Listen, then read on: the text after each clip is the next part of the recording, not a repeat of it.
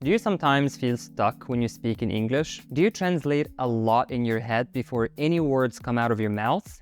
If you translate in your head, I know how embarrassing it feels, especially when you're having a serious conversation. Actually, I've been there countless times. I was always very shy to speak with native speakers, and in order not to make any mistakes, I felt that I needed to translate every single word in my head first, but it turned out to be very ineffective.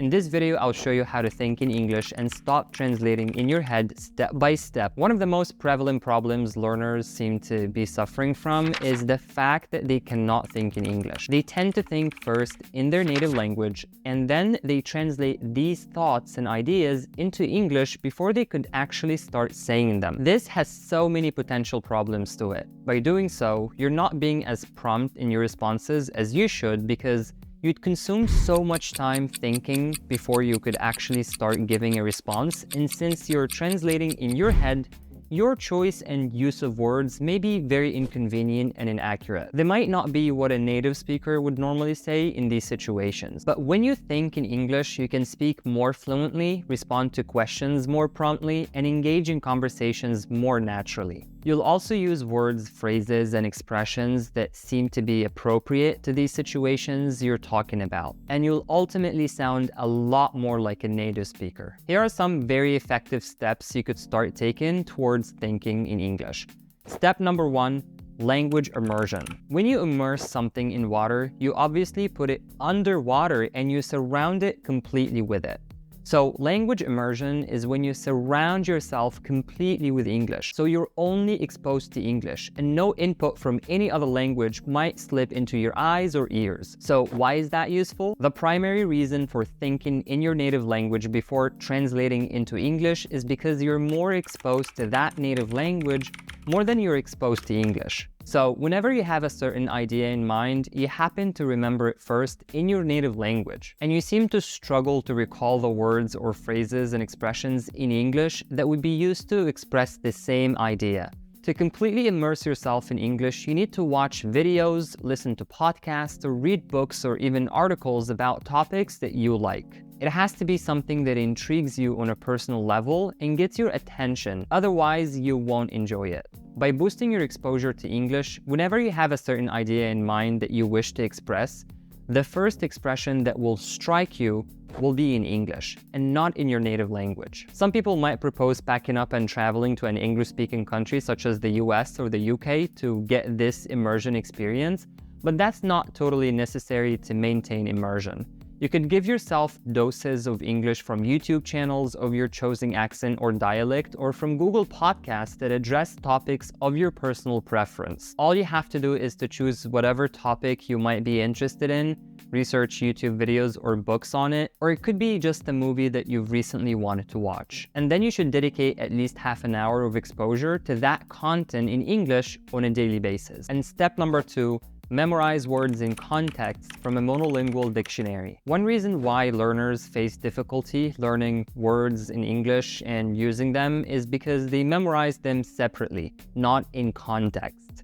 The meaning of a certain word varies from one context to another. While reading a book of your choosing or watching a YouTube video that you like, you'll surely encounter words and phrases that you don't know or can't really understand. You could then refer to a monolingual dictionary such as the Oxford Advanced Learners Dictionary, Cambridge or Longman dictionaries, you name it. There are many dictionaries out there. Instead of learning the translation of the word from a bilingual dictionary and memorizing it out of context, you should look up the word in a monolingual dictionary, such as the Oxford Dictionary, and learn the meaning in the particular context in which you found the word. This is useful because it'll definitely help you remember the English word while speaking, rather than remembering its translation in your native tongue. If what comes first to mind is the English word, then that's what will come out of your mouth right off the bat when you're talking. This should make you sound more fluent, and it should help you give a more prompt and spontaneous response while talking.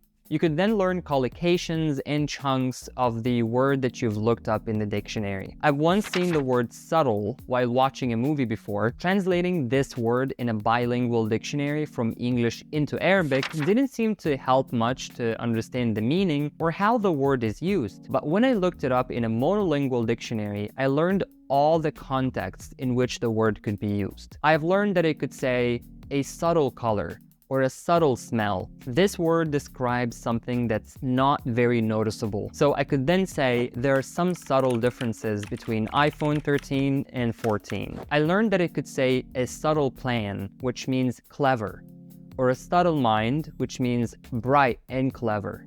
Now imagine that I only relied on a translation from a bilingual dictionary from English into Arabic. In that case, I wouldn't have been able to learn its various meanings in multiple contexts, but I would have only learned one meaning.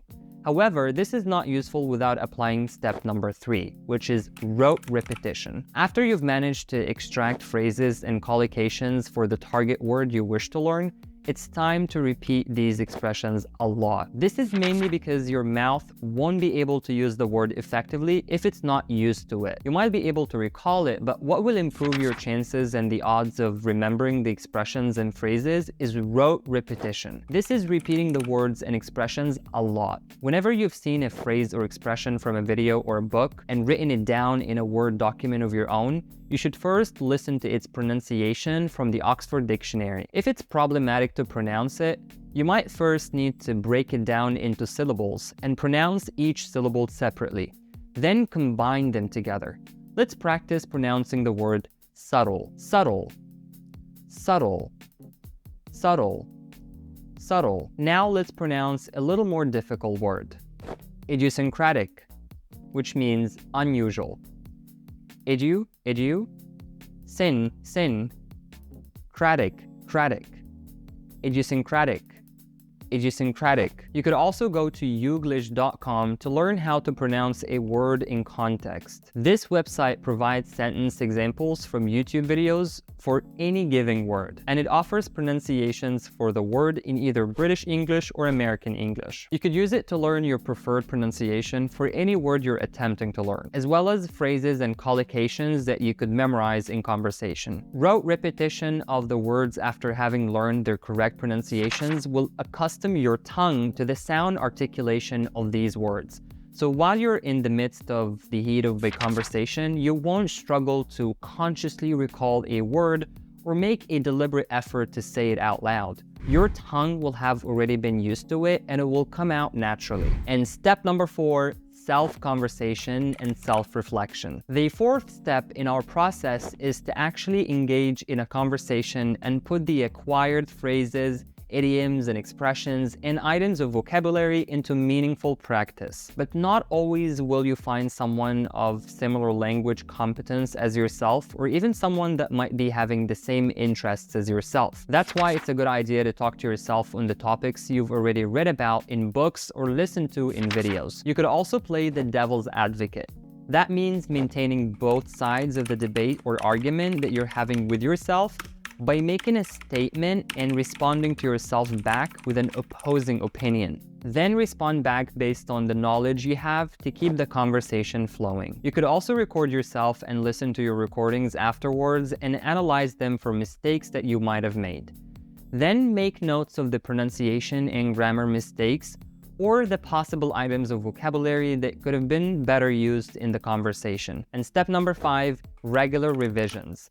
As humans, we're always innately designed to be forgetful. An excellent practice to memorize these words quickly is to keep track of every phrase or expression you've learned or memorized in a Word document and revise them regularly. That is by leaving a break between each time you've revised and the next. By doing this, you're guaranteed that these words and phrases will always be present in your head whenever you need them, and you won't ever struggle to recall them as long as you practice them consistently. Following this 5-step process will ensure amazing results because this is exactly what I've done to improve my English. It's never too late to improve your English. If you failed before, guess what? You can try again. And now that you know all these tips, you have no choice to start right now. So now that you know what to do, it's time to learn some idioms. And in this video, I'll share with you 20 advanced English idioms that native speakers use all the time. So I'll see you right there.